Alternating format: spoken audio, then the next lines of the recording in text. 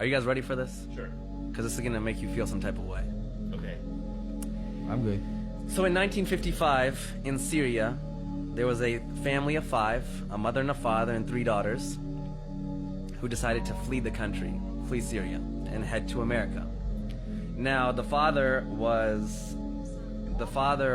told the wife and the 3 daughters, listen, I'm going to go to America, I'm going to go to California, I'm going to get everything set up, and then 3 weeks later, you and the 3 daughters come meet me in California. So the father flies to California, is getting everything set up. 3 weeks pass, the mother takes the 3 daughters, and they head, from Syria to America. Their first flight was from Syria all the way to New York City, where they had a layover. Now, when they landed in New York City, the customs said, hey, you guys are here new to America. You need to take all your hijabs off for the green card photo so that you guys can, stay in America. So the mother, being by herself, not really knowing the English language, is nervous and scared. She said, okay, she took the hijab off and took the photo, put it back on. Next oldest daughter did, second oldest daughter did. The third daughter, a 13-year-old girl named Hala Atik, said when it was her turn, hijab is part of my faith, and I don't want to take it off for this photo. And the security, they kind of went back and forth with her, and they said, well, listen, little girl, we'll send you back to Syria if you don't take your hijab off for this photo.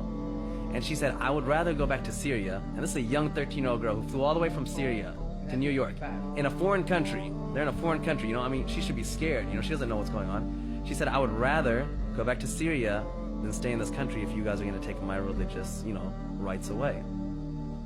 Security came, management came, they put her in a back room, they made each older sister go to her separately and talk to her. They had the mother go talk to her. Then the 13-year-old girl said, I don't care who you bring back here, I will not take my hijab off for this green card photo. After 2.5 hours passed, the whole security's there, management's there, cops are there. They finally said, hey, little girl, you can keep your hijab on, you can take the photo. And I have the photo, it's a beautiful photo, it's a black and white photo. What year is this? What was this? 1955. Now the mom is super upset at this time because she's nervous, she's missing her husband. Syria to New York is not an easy flight. And she's like, you're so stubborn, why don't you just listen to me? So they grab their suitcases and she's like pissed off at her daughter. And they run to their next gate, they miss their flight. So now this family who spent all their money, they're like, Syrian refugees, they're now like even more scared and even more worried. And the mom's like, now what do we do? They go to United Airlines, they talk to them, they negotiate, they're like, well, we can't do anything, you guys are making it difficult. Finally, they mutually agree that we'll put you on the next flight to California. They get on the next flight. While they're flying to California, the mom is yelling at this 13-year-old girl like the entire time, like, you're so stubborn, I miss my husband, I'm tired. They land in California, and their husband's, the father's there, and he's in tears and he's crying. And he's like, you're alive, you're alive. And they're like, why wouldn't we be alive?